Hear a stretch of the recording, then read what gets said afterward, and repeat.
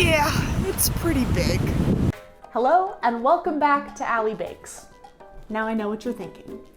You've been gone for almost a whole year and all you have to show for it is bangs. That's correct. I actually kind of have an explanation as to why I've been gone so long, and I haven't really told my family this, so like, sorry mom, sorry dad, but I had a son. I had a child, and I want to introduce him to you.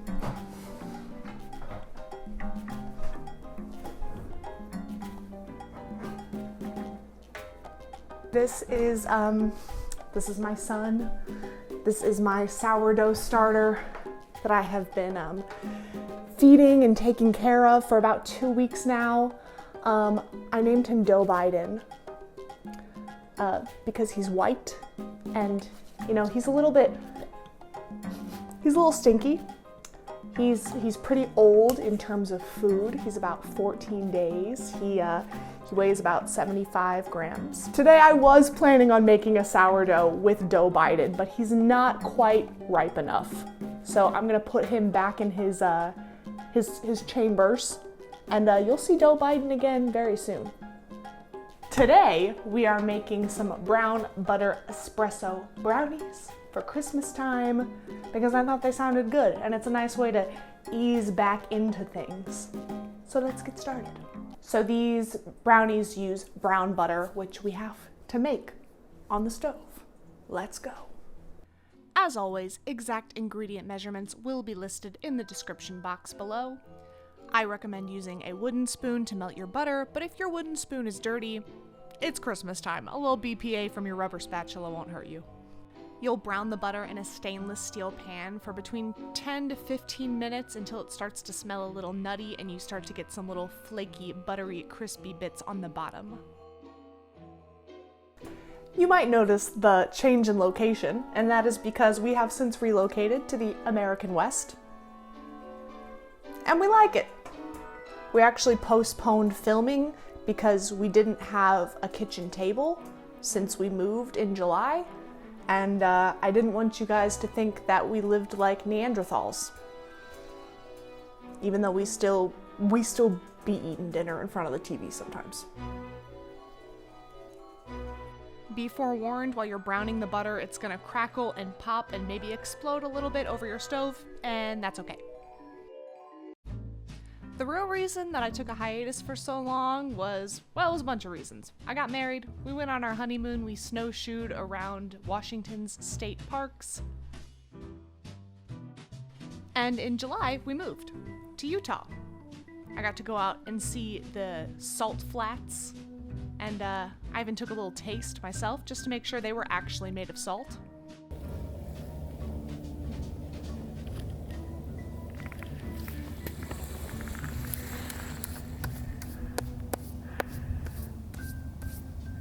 It's salty. And then as soon as it's got that nutty smell and it's kind of starting to turn brown, you just empty it into another bowl. Try not to burn your face off. And then you can take this same bowl to melt your chalky chips. These will take less than a minute to melt, and once they're done, you can just set the whole pot to the side. You need 1 cup all-purpose flour,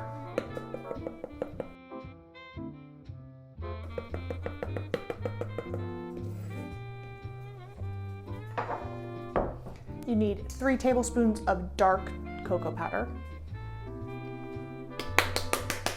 and secret ingredient, 2 tablespoons of espresso powder. And then, did we lose our whisk in the move?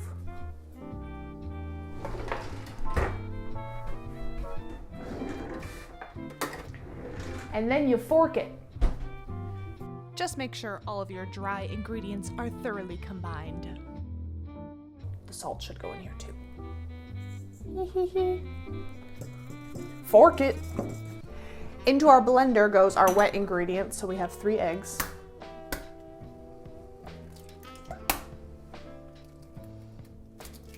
Oh, I'm out of practice. We have half a tablespoon of vanilla and then 1.25 cups of white sugar. And then we're gonna whisk this until it's fluffy.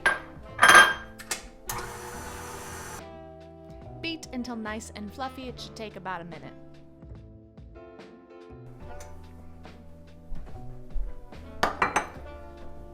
We still haven't figured out the filming setup. Now, with the mixer on low, you're gonna gently stream in your butter and your chocolate. So we'll do chocolate first.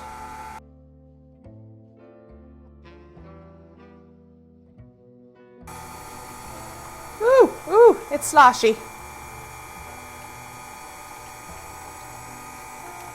Once you have all the wet stuff mixed together, you're gonna fold in the dry stuff. And pro tip, you don't ever wanna use a mixer on flour when you're making brownies because brownies aren't cake.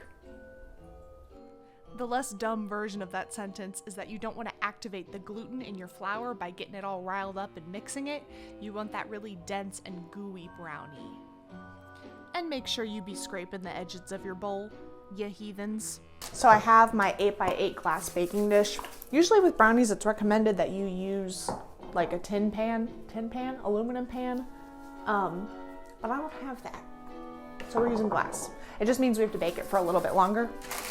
But I've got my parchment and I'm gonna spray it. And watch me absolutely palm this KitchenAid bowl like I'm palming a basketball. Good grief. All right, I have my oven heated to 350. We're gonna start at 35 minutes and then pull it out and check them. Do good for me. Don't embarrass me. It's my first YouTube video back. Thanks.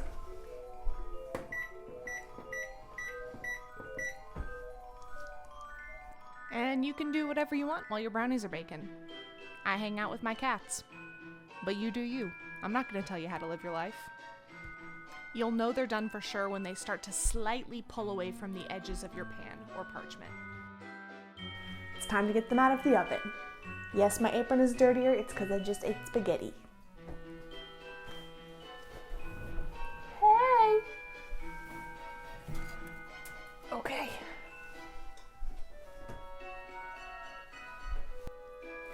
So, before we can munch, we have to let them cool. So we'll do that. About 30 minutes later, my patience had expired. Okay, so they've been cooling for about 30 minutes. They're not entirely cool, but if you know me, you know that I lack the kind of patience required for these sorts of things. So we're just gonna go at it while they're warm, and we're just gonna see what happens.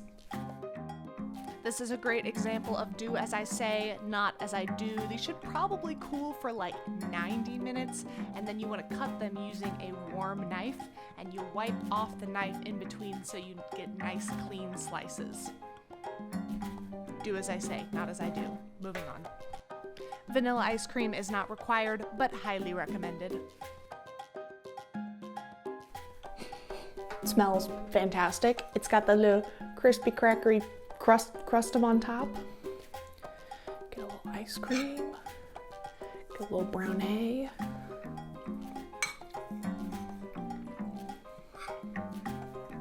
Bro, come on.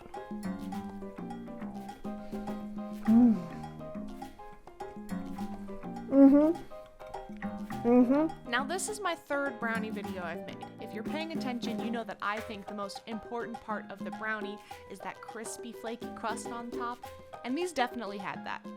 There's not an intense coffee flavor. That espresso just really punches up the flavor of the chocolate and makes these a delicious Christmas treat. Thanks, and I'll see you guys next time.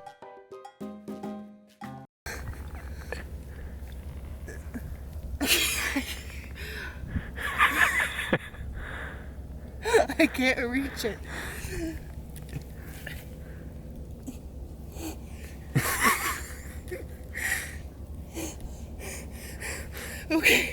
Okay.